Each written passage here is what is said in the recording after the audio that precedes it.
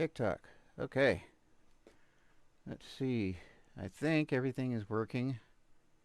Let's see. I wrote a story about Okay, that works so far.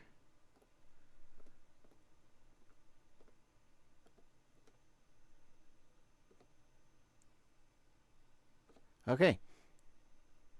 So what we're doing here is this is a brand new video from Autism Speaks, and interesting. Autism Speaks, and all right. Anyway, yeah, there's a brand new video from Autism Speaks, and they put out this, and I have not seen it yet. I have no idea what this is about, but supposedly Autism Speaks is putting out a kinder new face, and to some extent, I think they are, but it's only damage control. a young man who just wants to find love, and he thinks in the world of math equations. And not unlike me, there's parts of the story where our character thinks about the probabilities of things happening, such as the probability of finding love or the probability of this date going well. And I guess I felt the need to share with the world the way that I go about dating. It's a shade of the spectrum that I don't see often.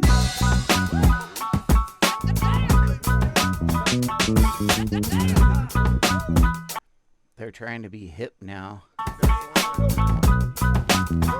Yeah, too bad it still looks like Sesame Street, you know. Even the music.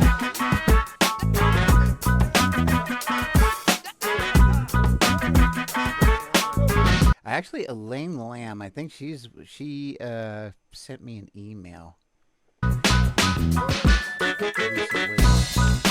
Welcome to Adulting on a Spectrum. In this podcast, Yeah, I think she's like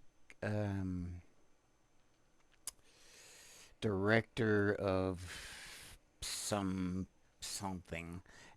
public uh, we something want to highlight the real voices of autistic media or something. adults, not just inspirational stories, but people like us talking about their day-to-day life. Basically, we want to give a voice to a variety of autistic people. I'm Eileen Lam, an autistic author and photographer, and I co-host this podcast with Andrew Comro. Hey, Andrew. Hey, Eileen. I'm Andrew Comro, an autistic entrepreneur, co-host of this podcast, and can answer movie trivia better than Eileen, They mostly because I've seen more than two movies. they only did this in 720p. Autism Speaks. They get like 39 million, or is it 63 million? How much is it they get a year? Um,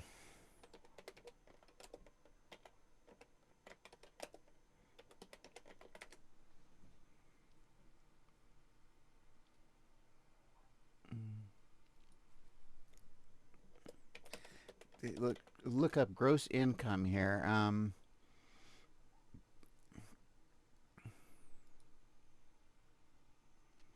Okay. Here's an expense report. Revenue 36 million. Expensive 42 million. Total assets 41 million. Total liability. Oh, they lost money. And they give out millions of bonuses to their people, and they're okay. They've got liabilities and see the issue. Okay, so what are they trying to say here? Are they trying to say that they're going broke?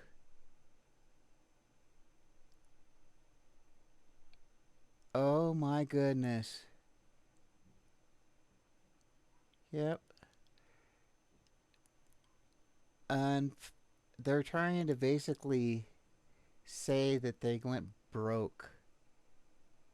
Yeah, compensation, $500,000 just in compensation for his quote expenses. $500,000. Okay, That's what we're talking about here. And they could only afford a 720p Movies. filming for this. Today, And this was just released. It's what, March 13th, 2024. our guest is Austin Wolf. He is an autistic screenwriter and is currently making a movie called Wally Jackson that draws inspiration from his own autism experience. I love this. Thank you for joining Like Sesame Street. us. Thanks for having me. So I don't know if you've listened to our podcast before. We like to start off. Oh, you have? Awesome. 2 episodes. Yeah. Sweet. More than I have. No, I don't like the sound of my own voice. So we like to ask each guest how they prefer to identify. Asperger's on the spectrum, autistic, no preference. Do you have a preference? And if so, what is it? No preference at all. Andrew. Eileen's favorite answer. Sucking up already. It's just amazing to me how like most of the guests answer no preference. When you go on social media, you'd think that, if you use like autistic. Well, if you actually had actually autistic people in the actually autistic community instead of the people involved in your cult and ABA and all that stuff, then you would have differing opinions than what you're hearing. Oh my or God, is social autism. media not exactly like real life? Well, you know what? It does reflect real life compared to a cult. Absolutely. I had And no. This is a revelation. Hold on, I need to write this down. This is crazy. And so they're essentially making fun of actually autistic people. They're making fun of the autistic community here. Literally, that's what they are doing. Oh my God, it's social media. Oh, we can trust everything there. They're kind of pulling that thing. But this is specifically geared towards autistic people. This is what they're saying. This is this guy's attitude towards autistic people. He did say he's a little sarcastic, so we can be sarcastic, Eileen. that's Not that I great. wouldn't be sarcastic anyway. Yeah. He's being sarcastic about actually autistic people that aren't involved in the Autism Speaks cult. That's what he just did. They just released this. I enjoy that. Yeah, sometimes our jokes fall flat. Can you tell us a little bit about your Hey, Pink. diagnosis journey? So you were diagnosed the first time as a child, and then you got a re-diagnosis as an adult. How does a re-diagnosis work? I'd like to get you on here with me. Can you tell us about that? Absolutely. When I was a child, my parents were very observant. Somehow I was very disruptive in class. Apparently I was at this big jungle gym and I bit some kid on the ear when I was a kid. So my parents thought, okay, something's a little different with R1. So they took me down to the hospital. I got a diagnosis for Asperger's when I was 8. And then my parents put me in social skills classes. I eventually ended up getting into taking some acting classes because my sister was into acting. And so through the social skills class and acting classes, I sort of learned to communicate in the way that other people like being communicated with, or at least with respect to acting classes, pretending to communicate in a certain way. So that's sort of So he learned to mask. helped me mask through middle school and high school, which is still a little bit of a challenge. It cracks me up how sometimes I will. I don't know why, but when these people are talking, I'll say something and pause it, and then they'll say exactly. I can like see where they're going.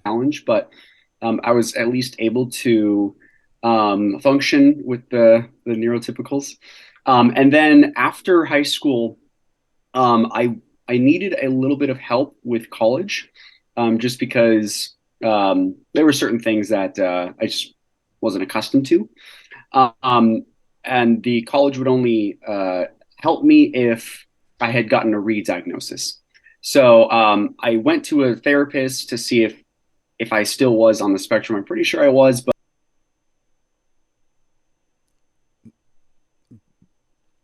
Wow, that's all I gotta say. Wow, a re-diagnosis. If you were on the spectrum, if you were autistic, you can't be unautistic. You can't just like one day and not be on the spectrum. not be autistic. It's if a cat is born a cat, it is never going to be a dog, ever. It doesn't matter what day of the week or what side of the bed it gets up on. It's always going to be a cat. If you're autistic, you're always autistic. But again, I'm so That's not his fault. It's just the ignorance of the school.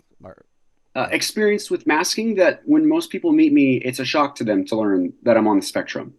So I ended up speaking with a therapist, and I asked her, I'm like, okay. She ended up saying that yes, I do in fact am still on the spectrum. I asked her though, and I said, what were the main indicators that I was? And she said specifically it was the way that I thought, the way that I think. Apparently, not everyone thinks the same way I do, and that to her was It's a very, very common autistic trait probably he has in the way he thinks. And I think that's a very good way of putting it. the key indicator. I get the masking a little bit as well. A lot of times people are always, well, particularly with the ABA, Autism Speaks crowd, they really focus on behaviors and so forth. And I think this is a far better way of looking at it. That I thought, the way that I think. Apparently, not everyone thinks the same way I do, and that to her was the key indicator. I get the masking a little bit as well, but more so the way that I think about things. So after that, I got the help that I needed through college, and yeah, that's sort of been my journey with the diagnosis. Awesome. Thank you for sharing. Were you nervous that they may like undiagnose you? It sounds like that you went to a pretty good one, right? But who seemed to, understand. Um, were Yeah, you nervous at all? I'll be honest. Being on the spectrum That's a really weird question. I mean, I don't know why he would ask it in that way instead of saying, "How did you feel about it?" It's like he's trying to bait him or something. wasn't quite part of my identity by the time I was preparing for that second diagnosis when I was 19. Just because I was an actor, I had learned to um, do the things that people call socializing. Learning to make friends, and again, not many people would have said that I was on the spectrum, so it didn't matter that much to me. However, I will say, after being, I guess, re-diagnosed, it has become more of my identity in the way that I've accepted it more. That's become very important in my relationship. I've been dating my partner for almost 5 years. And within the first 6 months of our relationship, I think I was 21, she noticed that I was a little bit different than the other partners that she had dated. And she ended up doing research into a partner having being on the spectrum. And she noticed that it had began to express itself in ways that were negatively affecting the relationship. So she brought it to my attention, and she was very kind and very sweethearted about it. In fact, she wrote a 5-page report on how me being on the spectrum might be affecting our relationship. She wrote a 5-page report, and it didn't dawn on her. She wrote a five. Okay, she's dating an autistic man. First clue. Secondly, she researches it, and then she writes a 5-page report.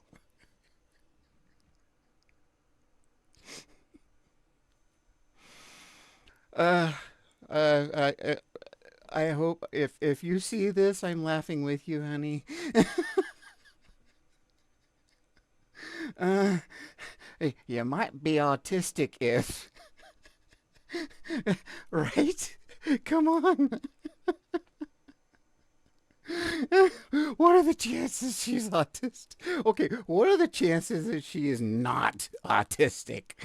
Let's just go that direction. And she did it with such care. Anyway, she brought it to my attention, and essentially we talked about it, and she's essentially said like, hey, you do these things, and that's awesome. You do X, Y, and Z. I would appreciate it if sometimes maybe you could do A, B, C. And then I in turn will do X, Y, Z for you. And essentially, that sort of opened my eyes in the fact that Oh, thank you for the rose. up until that point, I had really gotten along throughout my entire life masking, but uh, again, it's the way that I think and the way that I go about things. That's with me forever, whether I mask or not, especially in an intimate relationship. So with that, I've really sort of accepted my identity a lot more. That oh, this is who I am. It's going to the way that I think about things and go about relationships is the way that I do it, and I just need to be mindful of that and So I'm kind of surprised. This is basically just an interview, and I'm kind of surprised at it. I thought they were gonna make get sure that the other person that I'm weirder communicating on with it. or in a relationship also We'll see what happens here. feels heard and loved and accepted in the way that they love to be heard, loved, and accepted. So that's all. And do you think that, let's say after that 5-page report, that how you might mask, let's go specifically like at home around her, do you feel like you were masking? This guy completely missed it. He completely missed it. He's just going, oh, well, when you got the report.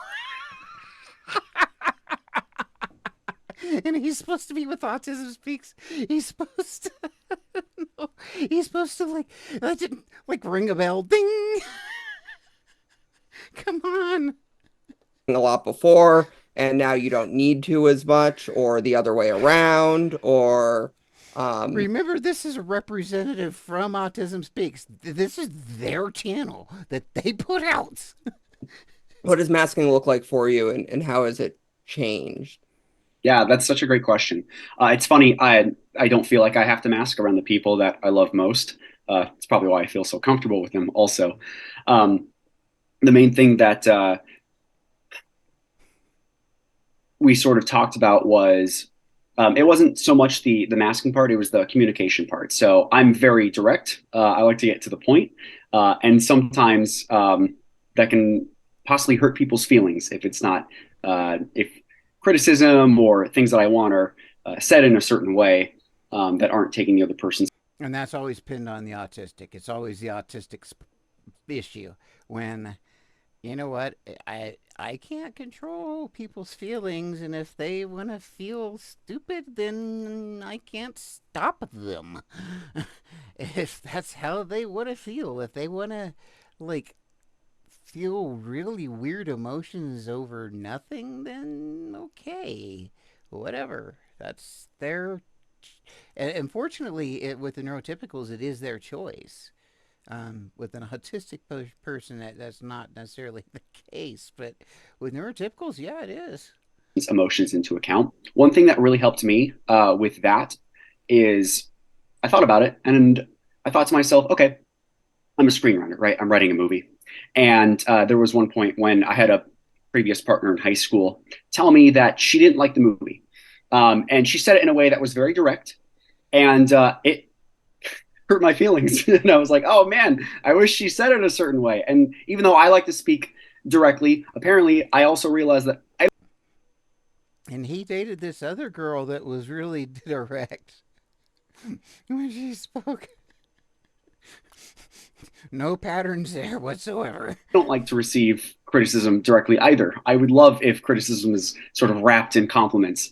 And so once I recognized that in myself, I was able to also, it helped me communicate with other people, knowing that, okay, I myself aren't going to like someone telling me that my work is terrible and I'm bad at this. I like construction criticism and I love receiving data in a certain way. So once I realized that, I was able to adjust my communication skills to make sure that whenever I'm talking to someone, they also feel like they're being communicated with respect. If that makes sense. I know that that was a long answer. Yeah, that makes sense.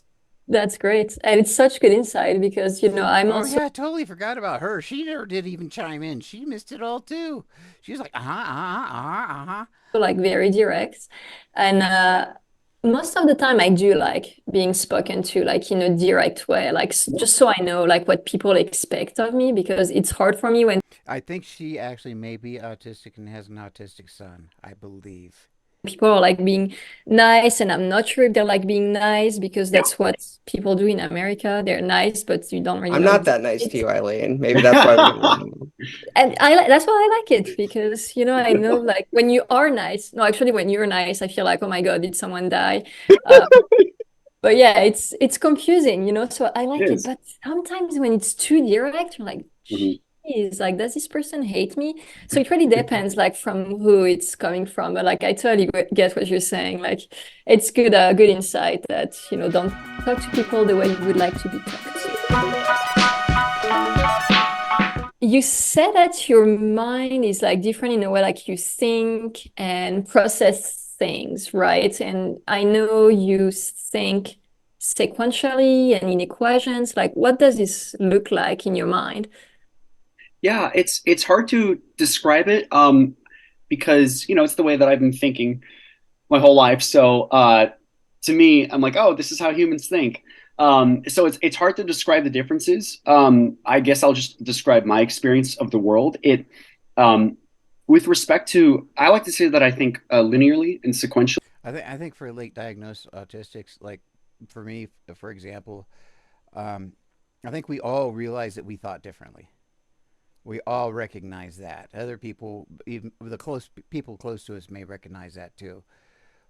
But literally would say it. Yeah, I was like, I'm not smarter than other people, but I definitely do think very differently.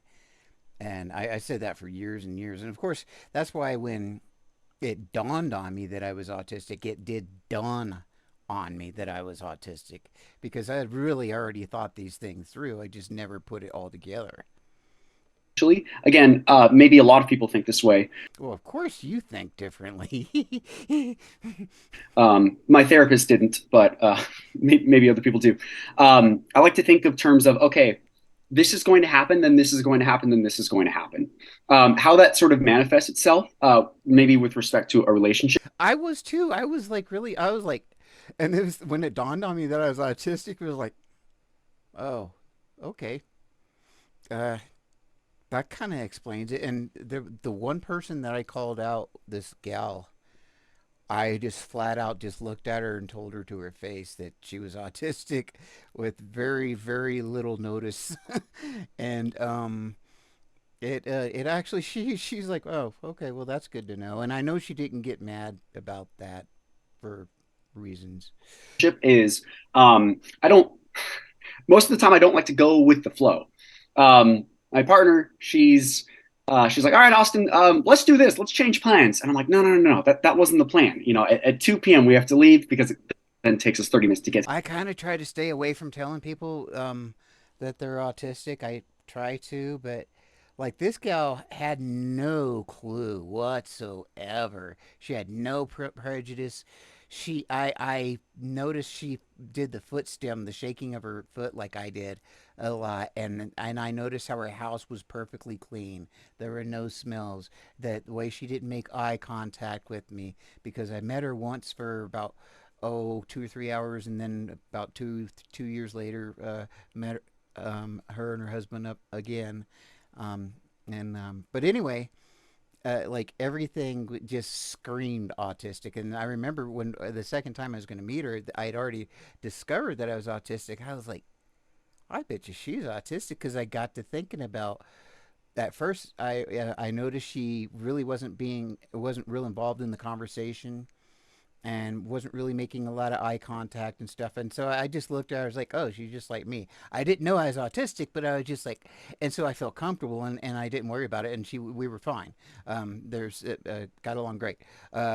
So the second time there, I just saw more and more of the tells, and I just was like, so I dropped the question. I was like, so you ever heard of neurodivergence? And she goes, no.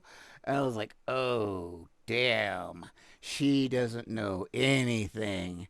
She'd never even heard the term neurodivergent, and so I kind of had to explain to her quickly, and I gave her a bunch of like female autistic YouTubers and stuff like that to listen to. Movies and then X, Y, and Z. So that's sort of how I like to go about things. And it really works well for business. Also writing because you have to think about consequences. But with respect to having fun and having a relationship where the other person doesn't think that way, I have to sometimes find myself letting go sometimes of the sequential thinking to, just be more free, be more artistic. But yeah, that's sort of how I like to think of things. Of this happens and this happens and this happens, and that sort of affects everything that I do, from business to fun to everything in between. I love the Street graphics, and like I said, this is only broadcast at 720p, and they bring in like $36 million a year, and they could only put out 720p. I am unemployed and can broadcast at 1080. So you do screenwriting. I think most of us know what that is, but if you could tell us. And I've always had a girlfriend in my life. I always like having a partner, someone there. Um, and it's always been, well, my current wife is ADHD. She is not autistic for sure. She would never fit that criteria. Um, my first wife, I don't know if she was autistic or not. I know she was diagnosed ADHD. And my last wife, my middle wife, she was yeah, I've been married 3 times. She was a narcissist, so that's pretty much what you would expect an autistic person to be attracted to other autistic or a narcissist. What it is. And also, what got you into screenwriting? Yeah. Writing stories for specifically movies. So this kid's It's not autistic. something I'm currently being paid to do. It's a movie we're currently making. I've been writing the script for like 7 years, and now we're finally saved up enough money to do it. So I got into it because uh, I was an actor when I was a kid, and I would go on auditions. I love that. I was an actor when I was a kid. I'm old. And I don't want to be mean to other writers, but sometimes I felt like I could write it better. Especially when you're the one acting, you read the lines and you're like, okay, no human being would ever say this. So how would I say it? And Hmm. eventually, I will say, I guess I would consider myself a person who's screenwriting, although I would never want it as a profession because writing is very, very, very hard. And in my opinion, it doesn't really pay the amount of effort that goes into it. So my day job is I'm actually a coder, and that really, really fits well with the way that I think, sequentially. So that's been also very rewarding for me. But with respect to the screenwriting, I wrote a story about a young man who just wants to find love, and he thinks in the world of math equations.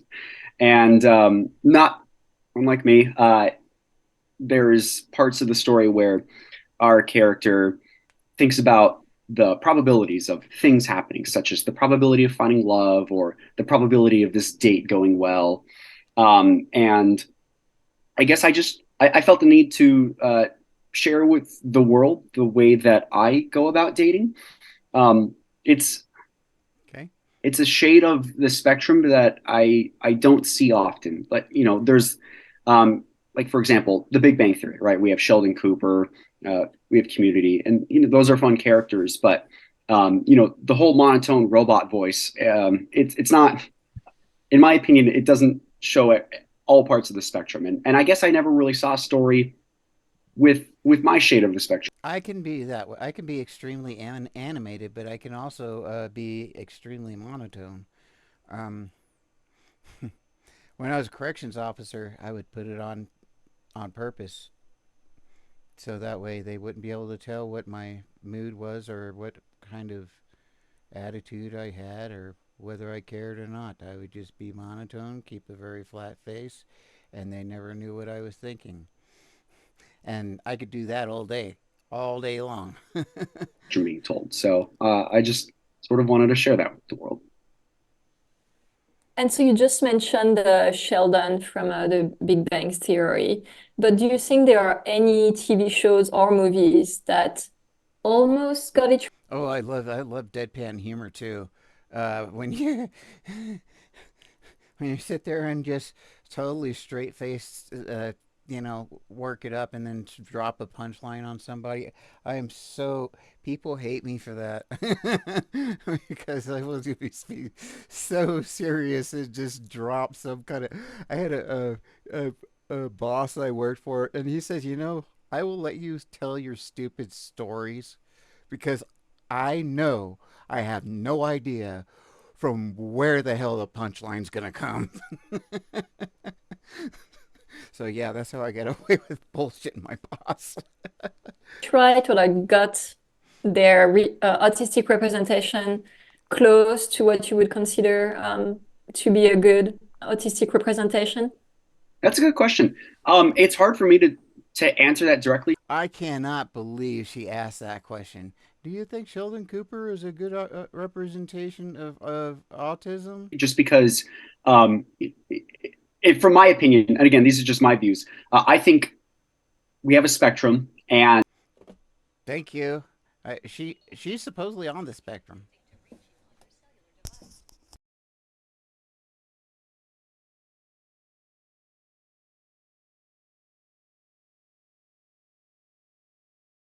Uh, yeah, I'm really surprised. But the thing is it's a spectrum. So could Sheldon Cooper represent it? Yes.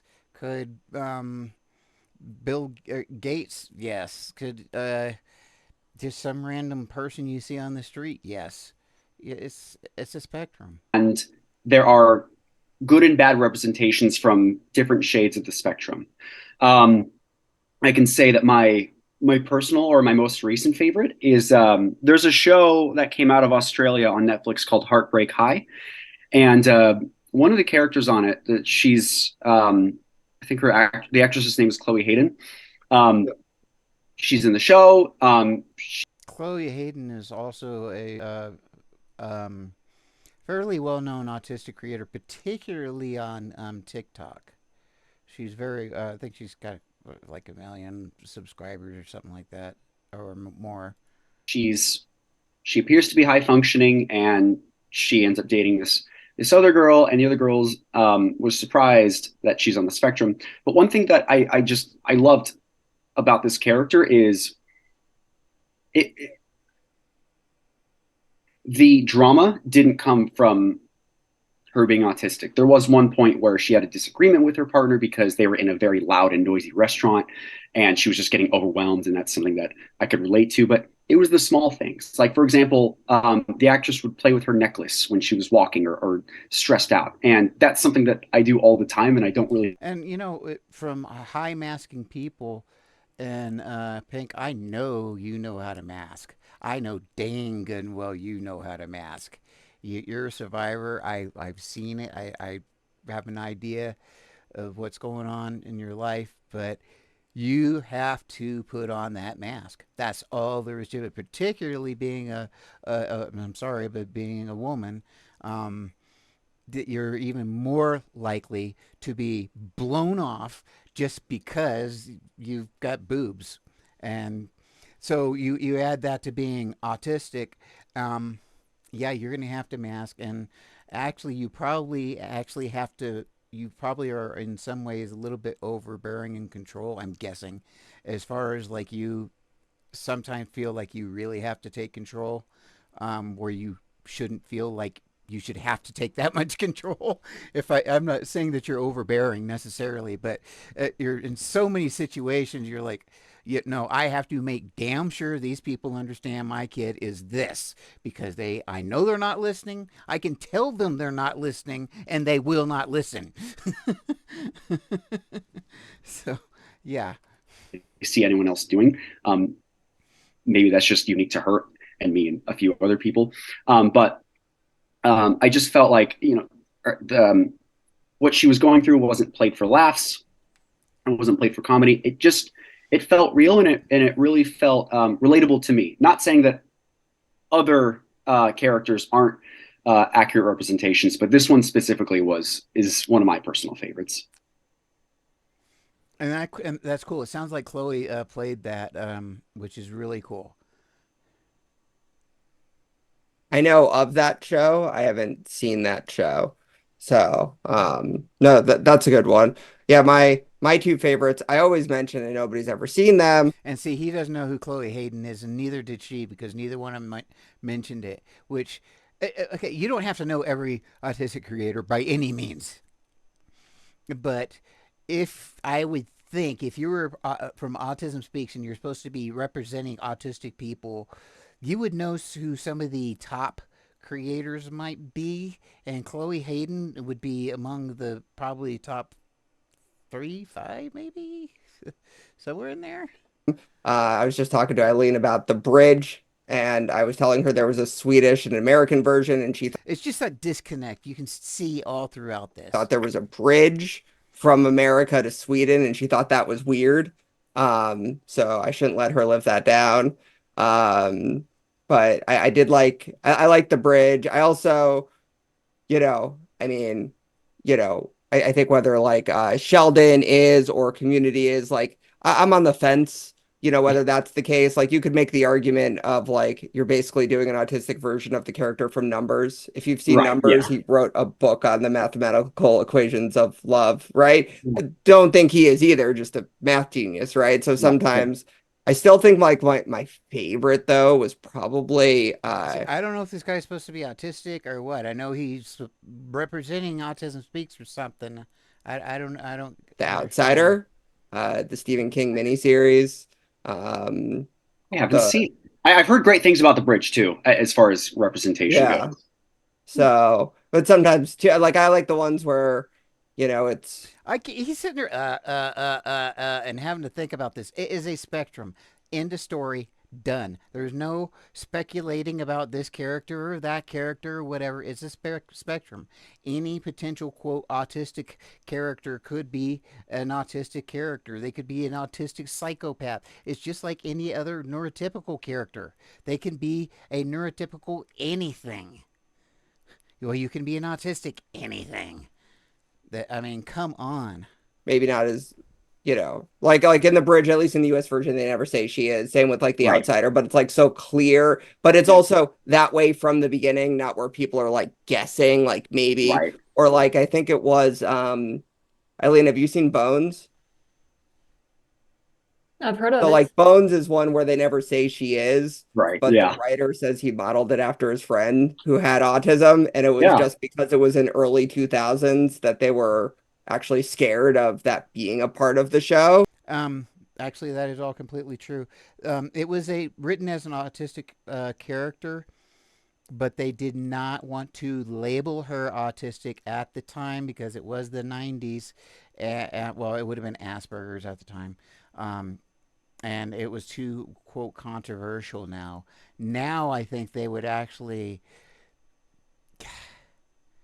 now they would change the character to make her be more autistic where if they just left the character alone did the same thing today basically and let the character alone and just happen to mention it, at some point in time, maybe that then that's the way it should go. But they wouldn't do it. No, they would all of a sudden she would be autistic, and they would really focus on that, which would take away from me from that character because I did love that character, and I actually did identify with those. So Yeah. she is. Actually, it was the rich kid, the other guy. I really identified with him, and he was really off the scale on this spectrum. Like Brendan, she could at least cover it up. The rich guy who worked in the lab, no, there was no covering up for him. Is, but they never He was more like me. say she is. Like he modeled it after somebody, not just Yeah. like where they're like. So I don't know. Anyway, I don't think I Oh, had a point there, which, No, I love it. I'll definitely. I definitely want to check out the bridge, and we should probably check out the Outsider too, because Stephen it's a King's. short mini series. that's I a really couple liked things. it. I liked it. It Where was was that? definitely a slightly different representation. The Yeah. the Swedish Okay, version of where the about? Bridges That's had weird. like 6 seasons. Oh wow. Um, but that was and then they do I say don't know that if that she was. is in the US version, she's just I don't know if that was my internet or what. But TikTok went out. Yeah, no, TikTok went out on me for a second. different. But they hired what's his name? Alex from I don't, but they hire consultants like she clearly was from the beginning, like whether or not they say Yeah, it versus just like people assuming it's canon or something. So I yeah, always appreciate. yeah, I like those a bit. I think there's a lot for autistic actors to play autistic characters. I think they can definitely bring a lot more to the table. That being said, I don't.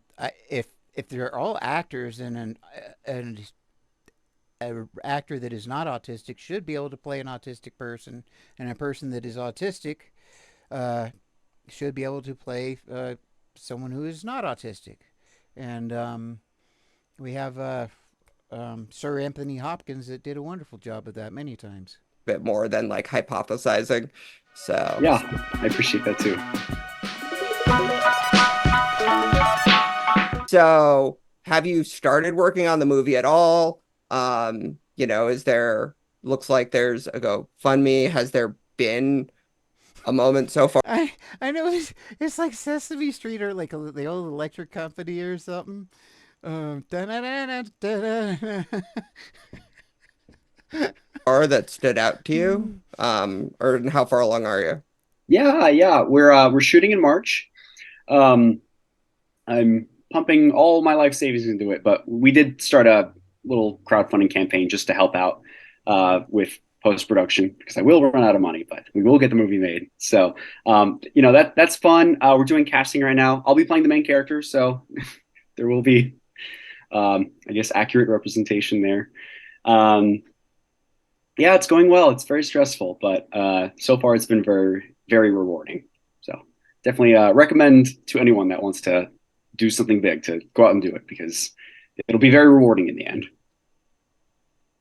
Like And the you were gonna million say go make a movie, but in general, go out big In is general, probably yeah, I actually don't recommend producing a movie because it's been hell, Okay, so I'm actually kind of happy with this. This could be any channel, not necessarily Autism Speaks. honestly. But the end result is that's what's going to be worth. The two people interviewing from Autism Speaks are acting like just any interviewers from some random like channel, like, oh, I talk to an autistic guy all day long, you know, that kind of thing.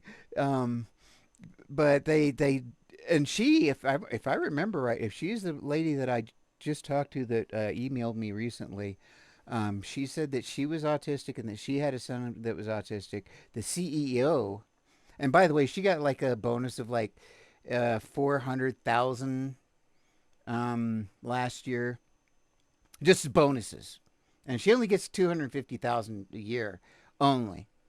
Um, like, yeah, only it could, okay. Like the CEO gets 650,000 a year, and and the kickbacks are 400. That's just expensives.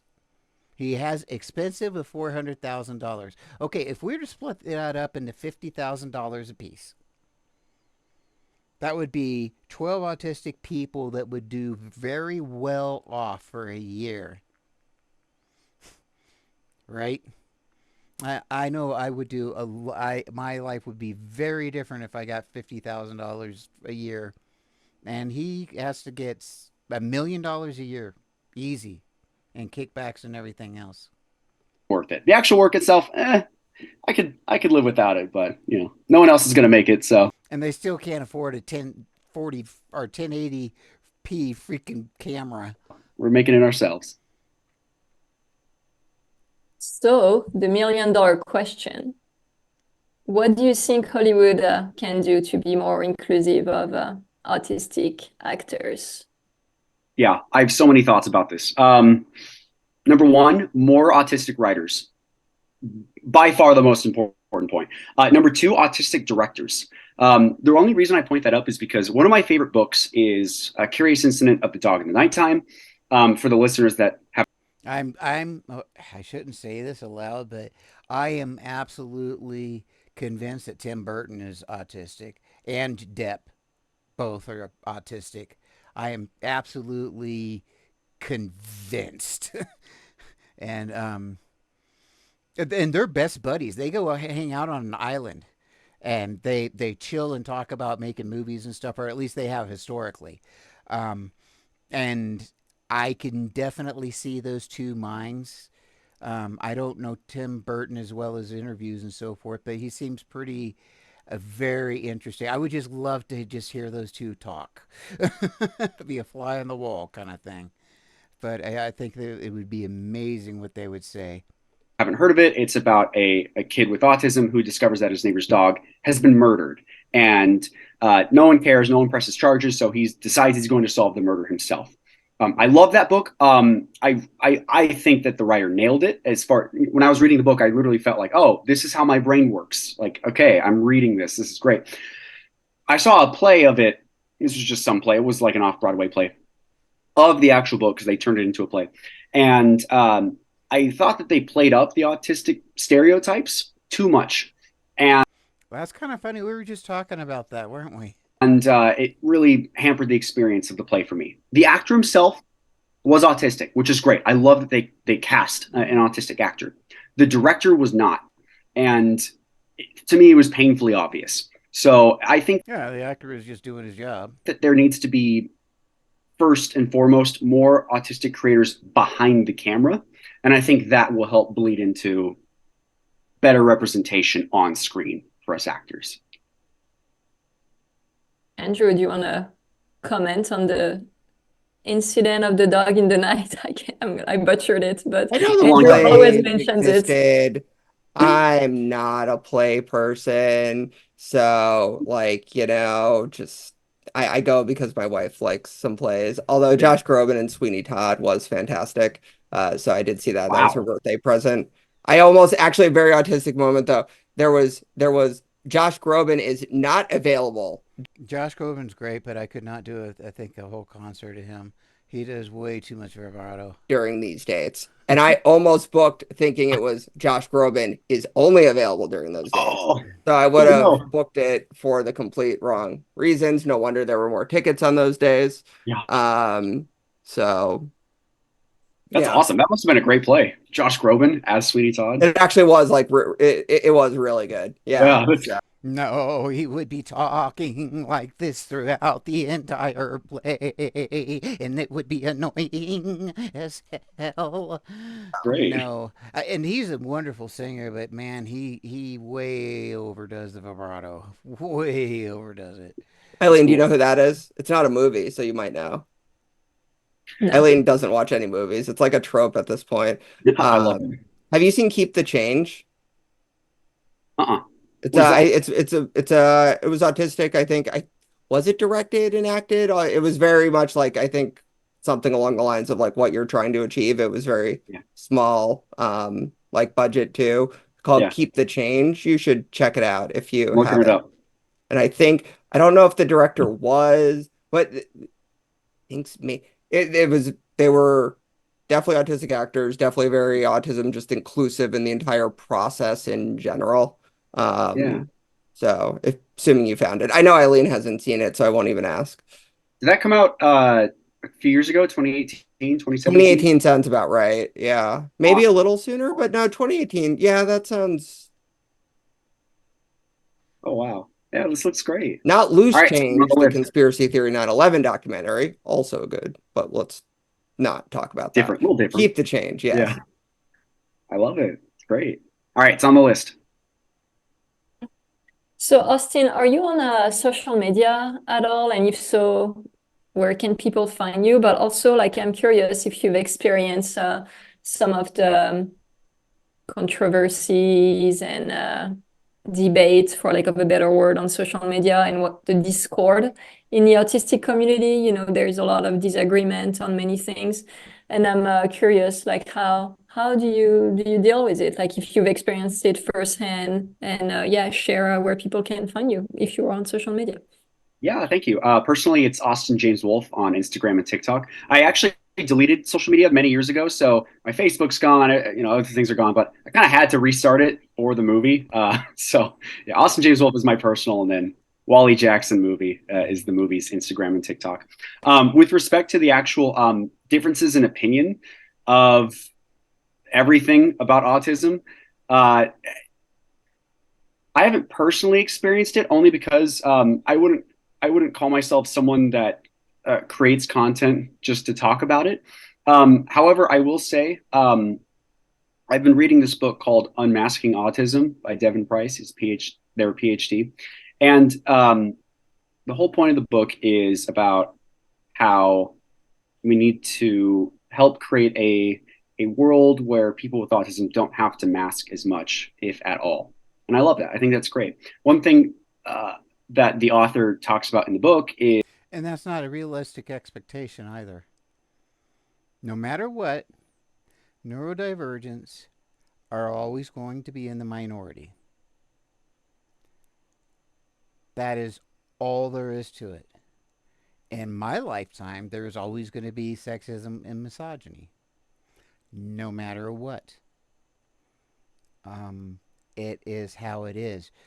It's not saying that we should be accepting of it, but we do have to be realistic. So trying to make a better world is a good expectation and a reasonable goal. But to expect to change the world is not even, and it doesn't even begin to get into the realm of possibility. It's not how human brains work. It just isn't. There are very many good things about humans, but there are some things that we just got to face it. Um, we're apes. That's all there is to it. We're apes. is they have their own opinions about um, labels. They specifically cite autism as a disability. My own personal opinion is I'm sure that there are certain shades of the spectrum where, yes, it is harder for you to exist and function in this world. And in some cases, maybe a disability is a good label to use. I personally don't use the disability label. If anything, I think having autism is a strength because it allows you to see the world in a different way that many people maybe do not. Um, and And once again, I go with the real, being real on that one. It's definitely a disability, and it does have its strengths. And there are things that autistic people can see and understand that neurotypical people can't, and it's simply because our operating system is different. this is kind of embarrassing to say, but one of my favorite representations of autism on in movies, which I know a lot of people might disagree with me on, um, I'm going to say it, The Accountant. And the reason is our character played by Ben Affleck. Um, he is a hitman, and he helps cook the books for the bad guys. But the reason why I like personally, I'm not saying it's good or bad. I should just say that I really like it. I like it because it frames his quirks uh, with autism as a sort of he turns it into his advantage. You know, he can't be in crowds. He I don't know anything about that either. Yeah, but as far as what he's talking about, taking his quirks and making them into his advantages, I have always seen that. I know it's very, very difficult a lot of times to uh, see what your strengths are necessarily, but when you can identify them, you can compensate a lot of times with your strengths, um, and you can compensate for your weaknesses. Doing that. Um, for example, my one daughter was born without a left hand, and she learned to do things very differently. And she taught me how to do things like how to grab a jar and so forth with the crook of her elbow, just different things like that. Or she learned how to communicate and get her needs taken care of that way. Either way, she has used her strengths and has made them who she is. It's pretty cool. doesn't like loud noises and um, flashing lights, but he uh, works on himself to sort of desensitize himself to those things, so he can use the parts of his autism that help him see the world and gets done what he needs to get done, while also working to limit the disabling parts of it. So I really enjoy stories where Yeah, it's just called life, buddy. where autism is sort of seen as parts of it are used as sort of strengths, because I really do believe that uh, the different way that certain people think can be used to um, help people. It's a strength. I don't want to say it's a superpower, but that's how I view it. With respect to the differences of opinions, again, I can't speak to the entire autism community. I try to stay away from the whole superpower thing. I mean, except for in regards to my charm. That's definitely my superpower. I can only speak about myself and my own experiences. I just personally think the brain that I have offers me um, strengths and weaknesses, and I love the strengths that it does give me, because I'm able to do certain things that certain people might have a harder time doing, such as focusing for a long time, coding, thinking linearly. It helps with my writing, things like that. So, with respect to that, that's really all I can comment on. And I think you're right. It totally depends on, on the people though. For instance, I'm on the spectrum, Andrew is on the spectrum. Okay, yeah, she just said she was on the spectrum. So, yeah, that is the same gal that I was talking I mean, to. like we're on this phone call, Zoom, whatever you want to call it, like we're having a conversation on this podcast, right? But then there is like the autistic people, like my son, for instance, my oldest son, who's almost 11 now, and he's completely nonverbal. But not only that, he doesn't have a way. And she was the one who was bragging about how Autism Speaks paid for her kid to get a medical diagnosis and all this. And don't get me wrong, I think any kid that can get a diagnosis of autism is great, and I don't care how they get it. Ethically speaking, when Autism Speaks, it gives so very, very little. Okay, Autism Speaks gives the bare minimum that they possibly can to be considered a charitable organization. The absolute minimum. And it's like it comes up to like $400,000 a year or something like that. Meanwhile, like she's getting bonuses of like $400,000 when she only makes $250,000 a year. How does that work? How does it work? Oh, no, I don't think it was 400. Maybe it was 200 or something. It was outrageous. It was like 250 or something like that. Now the CEO, I know he's the one he just got 400,000 for expenses, expenses, expenses.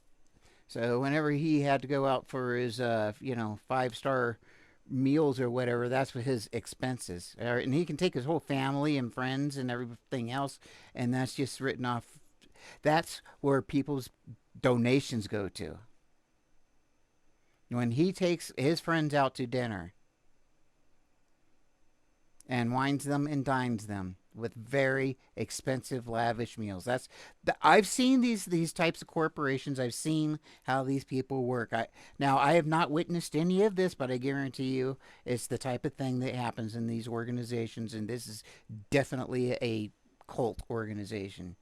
So just think about that. She gets it's at least 250, like $250,000 a year in just bonuses, and that $400,000 that was expenses, not bonuses that he gets. His income is 600,000, not to mention the bonuses. So she's getting like $250,000. He's probably getting at least a half, and then the $400,000 that he gets to spend for expenses. Yeah, and why would I be upset with Autism Speaks? To communicate beyond basic needs with an iPad, and he Right. has a lot of challenging behaviors, like self-injurious behaviors, and he has something called pica where he eats non-edible items, and he's constantly like putting himself in danger. So for him, it's clearly a disability and Right. not a superpower. And to me, the issue on social media is when people call their autism a superpower without acknowledging that for some people it can be a disability. So I think there is a lot of nuance in everything, and it's part of autism, it's hard sometimes to see the gray. It's either black or it's white, right? So Why it's a yeah, spectrum. it's a spectrum. Yeah. And well, some people say it's not a spectrum though. And even the author you just mentioned, Devon Price, like right now is on social media saying that there are we shouldn't use severity levels, that, there's no severe autism. And, when I look at my son, who's just like, the surgeon. You know what? He's right. He's right. There, it, autism is autism, but when it comes to other developmental intellectual things, there's all kinds of other things that can go on, and that happens whether you're autistic or not. Now, people with intellectual disabilities, we do have like it's like 30% of us of autistic people tend to have those same disabilities, but people who are not autistic, holistic people also have the same developmental disabilities that are not autism. And that's what he's talking about, and I think what she's probably misunderstanding. At least that's what I understand. Pulled the screw out of his colon a couple months ago because that's, he's also intellectually disabled and his autism is very disabling. And I can't say that my son's autism is the same as my autism. It's just not Right. comparable, right? Like you said, like for someone like you, it can be a superpower, but that's not the case for everybody. And I think it's important that, people, remember, it's a spectrum. If you've met one person with autism, you've met one person with autism. So Right, everyone's different. So, if you listen to the podcast, you know that we end the episodes with quick fire questions. So basically, you just tell me the first answer that comes to your mind. Okay, let's do it. I'm gonna do it with them. Favorite movie? Favorite movies? No, I'm not gonna do Donnie this. Darko. Actually, that would be Rocky Horror. Favorite TV show? Don't have one. Cobra Kai. Favorite line from any movie? What? Am I allowed to swear on this? It's a trap. Yes. The first line that came to my mind was one of my other favorite movies, Eternal Sunshine. Um, they sort of killed the manic pixie dream girl trope before it even like became a thing. Kate Winslet's character, she's telling our hero that even though she's different, don't treat her different because um, you'll end up like every other ex that she's ever had. She says, I'm not some concept. I'm just a fucked up girl looking for my own peace of mind. And I relate to that. Favorite music? I just relate to the girl part. Music. My favorite band is Current Joys. Very good. Check them out. I think I actually like the blues because all music that all genres that are on the bluesy side of that genre, I tend to like whatever those bands are. Never heard of them. Favorite street taco in LA? Street taco in LA. Street taco. There That sounds scary, is, I can't consider them a but I guess that's the same thing they serve here in Pueblo. Out of it's their like carts or trucks sometimes street taco place or truck tacos. just because they're a Actually, it'd be truck burritos. franchise, but they're called Home State, and they have very good tacos that remind me of the tacos in Austin, Texas, brisket and everything. So Home State would be like Hey, a that's where I live. I'm in Austin, Texas. Austin. Oh, I love Austin, Texas. That's my second favorite place in the whole wide world. So Home State's the good taco place in LA. And everyone from LA is moving to Austin. And you know Yep. what? If there was one place And Austin also has a huge atheist community. I think Austin, out of the Texas places, would probably be the place to be, I think. Although I would not want to be in Texas at all now, even though I was born there. in the US where I would move would be LA. So I feel like Nice. I love it. Let's trade. Yeah, trade. I was actually born in Houston. Well, thank you so much for joining us today on this And I even said it right, didn't I? podcast and sharing your story. And I love that, even though you're clearly like gifted in a lot of things, you're open. Your daughter was born in Houston. It's like Houston, like a U, Houston. Yeah, it's just Uston, Houston. minded and kind, right? and you understand that the spectrum is broad. I mean, it's good to have that perspective. And then this is funny. I went to Colorado, and in Colorado, we forget that we like lost the R's. It's like Colorado, right? It's just there's no R. But then in Texas they add R, so I think they just like drop down south, they roll down there or something, and the Texans just wash their car and put it in the oral. That's because of Colorado lost the R's. And I appreciate you, sharing. I mean, think about it. Burrito. How do I say burrito? It's burrito, burrito, not burrito. It's not burrito. It's burrito. Your movie, and I hope it's works Plateau. out for you. And if you want to share like anything about the movie right now, I know you have an indie. Okay, so I live in Pueblo, and I've lived in this area within like 15 miles of here, all pretty much most of my life, and like this area is 60% Hispanic and 40% Caucasian, basically, and so I've grown up in a Hispanic culture, and so a lot of the words I say in Spanish, even though I speak English and don't really speak Spanish, I still say the words in Spanish. Indiegogo or GoFundMe for it. Now is a Yeah, great time.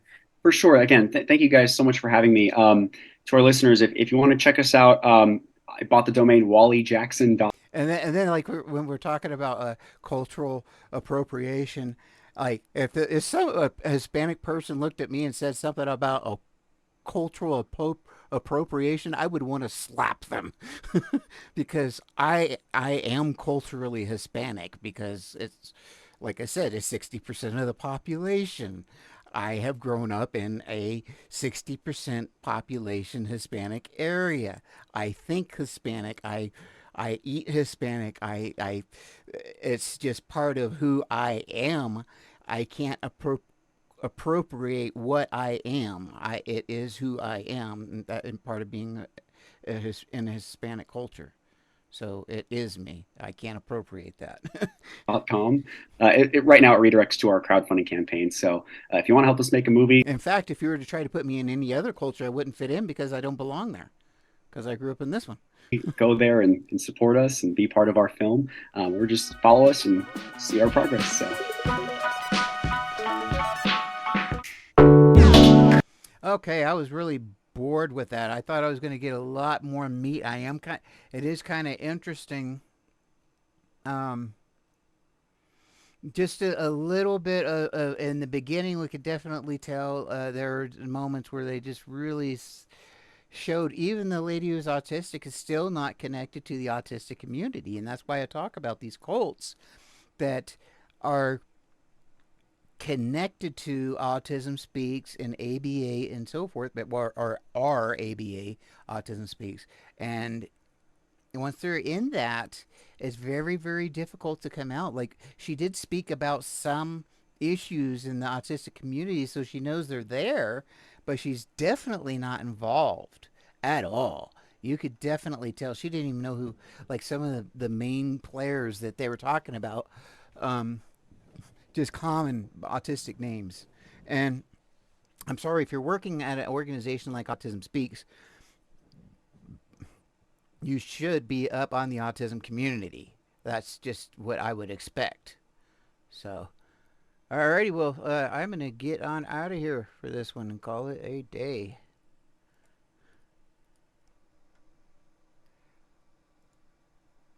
Thank you.